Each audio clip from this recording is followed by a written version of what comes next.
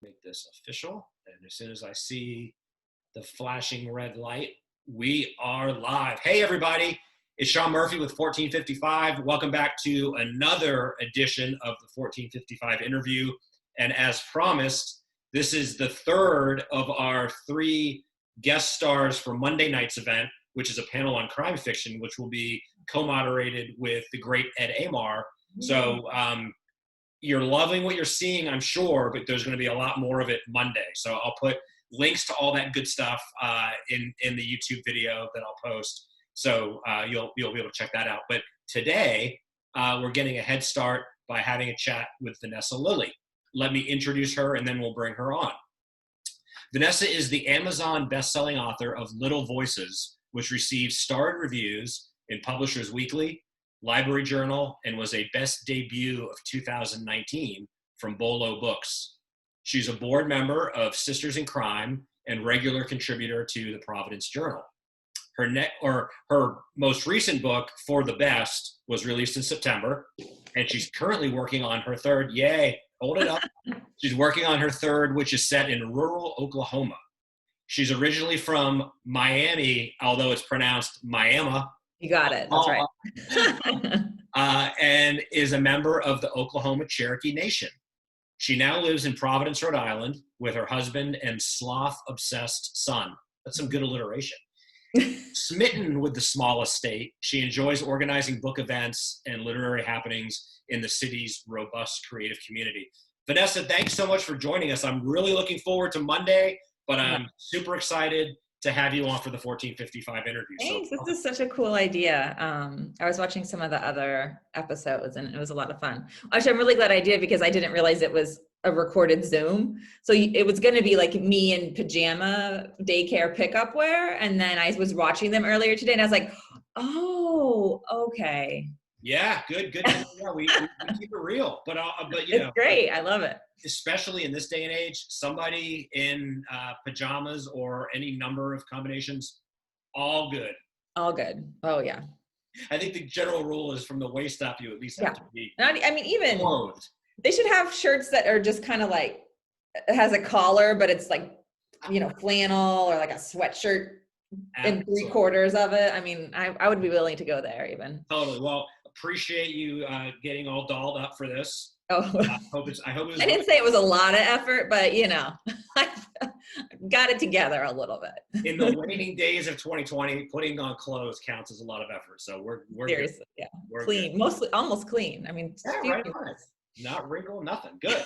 All right, Vanessa, I have got us ready at 14 minutes and 55 seconds. So I'm going to put us on the clock and let's just jump right into the fun. What is the first book that made you want to be a writer or a book that changed your life? So I read The Boxcar Children and I loved those books so much. And I just remember feeling like they transported me away somewhere. I wanted to live on the boxcar. I wanted to go foraging for food and building little structures and living their life. So it was definitely The Boxcar Children. And I actually had an experience in the 5th grade where I wrote a similar story to Boxcar Children in this like journal that my mom had given me. And I read it for the 5th grade class. And my teacher goes, and this is a very specific thought. He goes, "Did you write that? Or is that a published book?"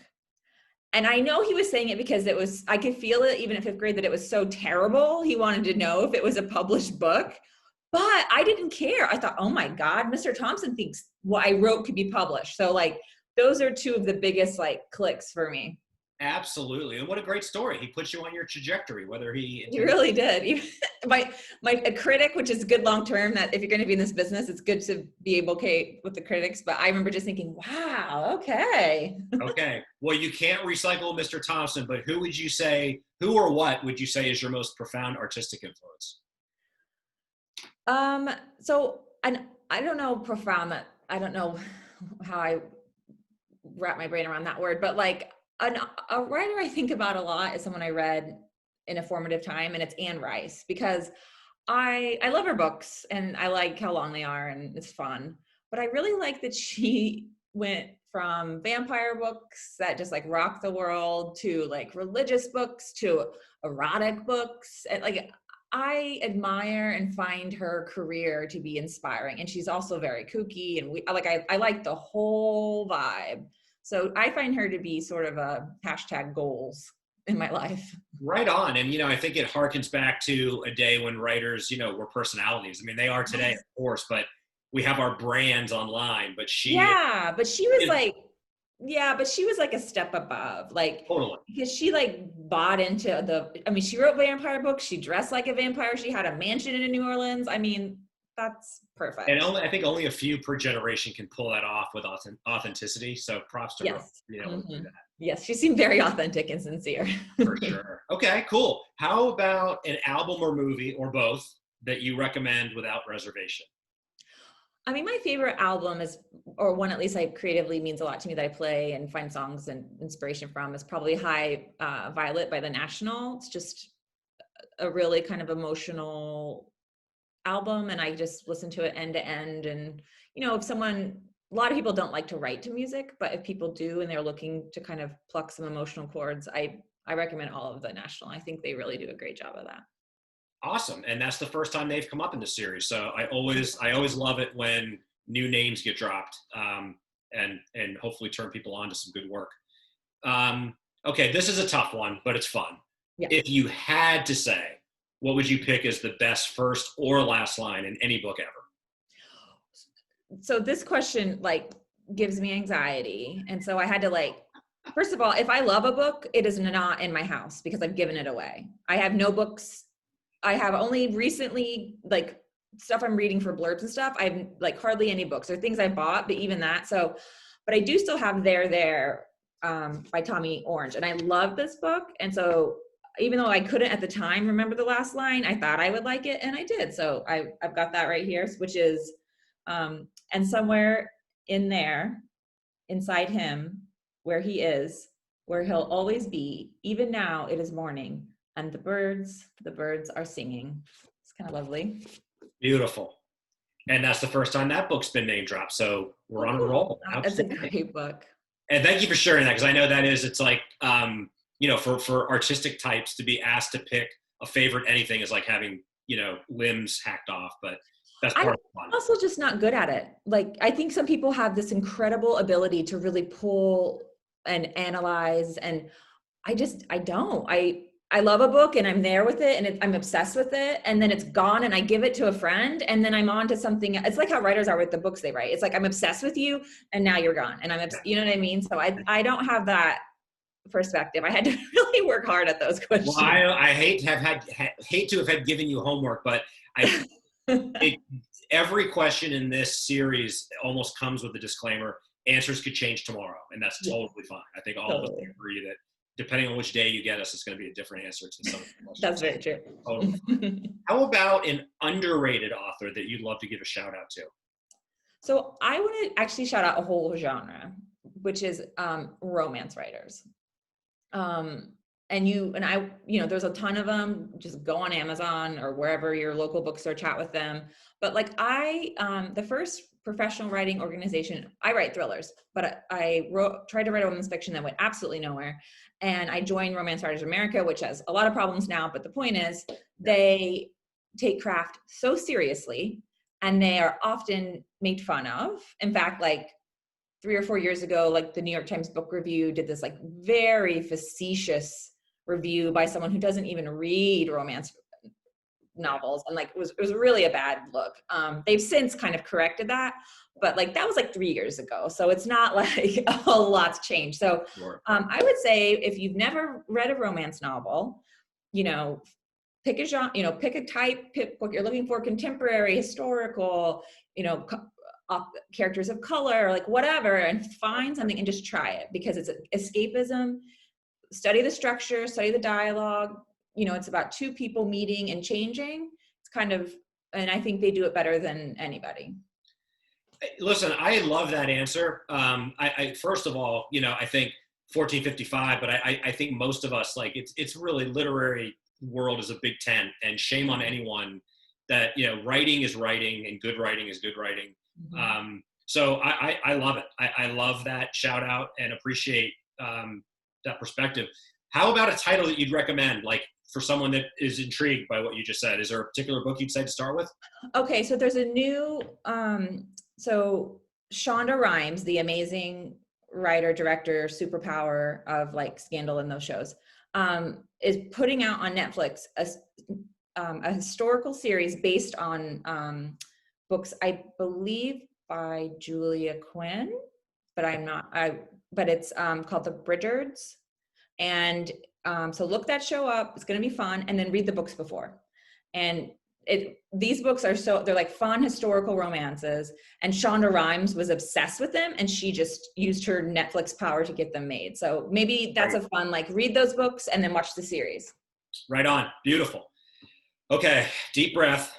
You live in Rhode Island, which is the ocean state. So this next question takes on significant extra import. Mm-hmm. Why have you not read Moby Dick? Or if you have, is there a classic that you've been meaning to get around to? Okay, so my understanding about Moby Dick is that it needed a really good editor.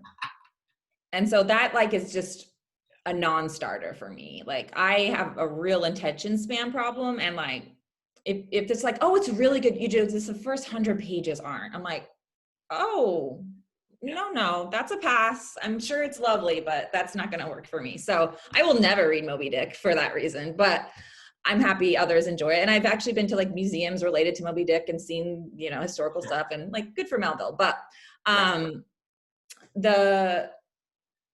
also would say that's true in all things, which is I reject feeling bad about anything related to books. And I think if books will often come to us in times in our lives when we need them, and someone will give them to us or whatever. And what we were forced to read in literature classes maybe stuck with us, maybe didn't, and that's fine. But like, I say cut yourself a break. And if you have a calling to read Jane Austen, or all the tomes, go, or I would say I haven't read it as much Toni Morrison as I would like.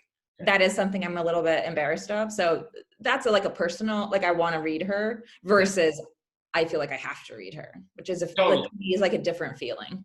Yeah. And I the spirit of that question, actually, Moby Dick stuff aside, is the idea of like, what's a book you want to read as opposed to, there's no shame. I agree. I hear to everything you just said, in the sense of good writing has to speak for itself. And you want to take recommendations through the ages seriously. Books endure for a reason, but at the same time, when you get to a certain age in life, you don't need a syllabus anymore. So right. I took a class where we read all of Faulkner, and I truly almost only remember As I Lay Dying, because that book had the one chapter with the one sentence, "My mother is a fish," or something, because she was dead and she smelled. And so I really read them all. I did all the lessons and stuff. That is the only thing I remember from all of it. So, that's amazing. So like, I don't know. It's like, if a book hits you, it hits you. And if it doesn't, maybe I'll read Faulkner again one day and it will be exactly what I need, in that moment. Yeah. Listen, if you survived that process, you're a better writer, reader, and human being. So he's an interesting cat. I mean, it was a cool class, but it wasn't. Interesting dude. Okay. Okay, this is another tough one, but is there a single theme or topic or issue that your work seeks to address? So I kind of feel like I'm still real green. And so, by the time my debut was published, I've been trying to be published for 13 years. So not in that way, but in the actual, like, I have 2 books out now. I've just written the 3rd. So I still my first book was about new motherhood and my big feelings around being a new mom and exploring the darker side of motherhood, because that was what was like on my heart and on my mind.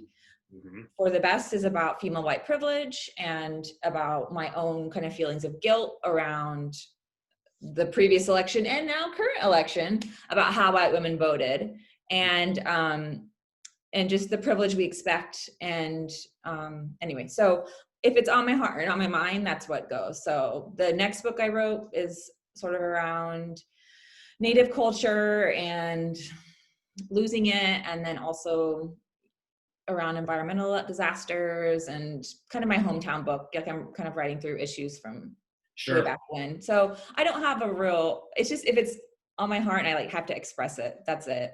And listen, I'm already, I guess the wheels are always turning. I'm thinking like the theme of this conversation so far, heart keeps you obviously speak from the heart, you write from the heart, and you're kind of unabashed in your opinions. Very refreshing, very welcome.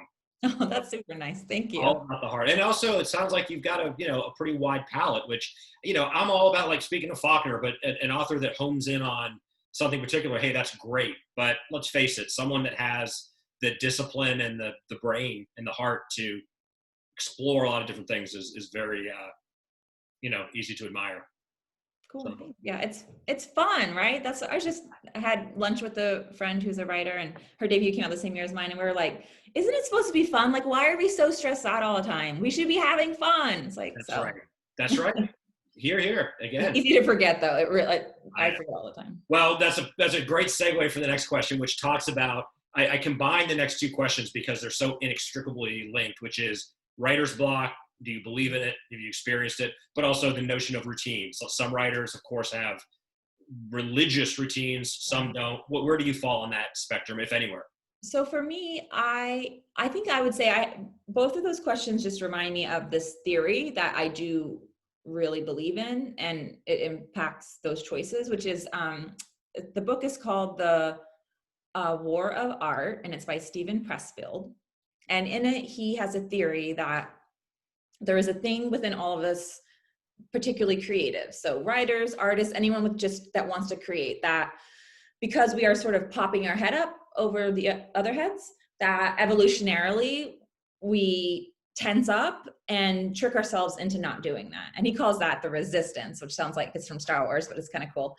And so he believes that every day we have to fight the resistance. And I agree with him. Like a warrior who goes to battle and straps on their armor, it's not one war, it's every day, it's a battle, and you have to win it. And so for me, I have to battle every single day to not procrastinate, to not self-defeat, to not tell myself whatever yesterday was terrible. Yep. Every day it's a battle. And sometimes that battle is fought in the morning, and sometimes it's at night, and sometimes it's for 100 words, and sometimes it's 10 hours. Like, you know what I mean? So it's always a variety of situations, but I think the biggest thing with writer's block or any of it, I do believe it's all tied back to just our own resistance of really embracing our kind of creative self. Right on. The warrior goes into battle. I love it.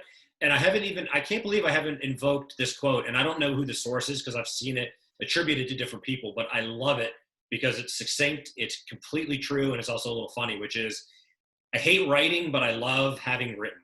Yes, I love that quote. Yes. There's very few days where I've written something where I haven't looked back and said, I'm so glad I did that.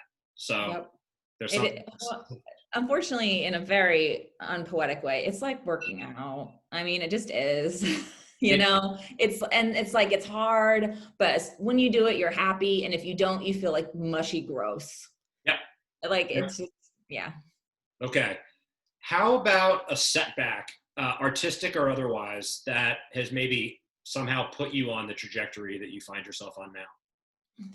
That's a good question. It's kind of hard. I mean, I think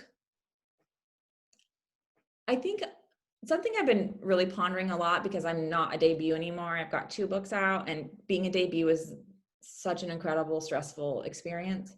I don't know about a setback, but there's this like learning or reality to publishing that I didn't know until I kind of put out my second book, where you sort of realize that you're not the one.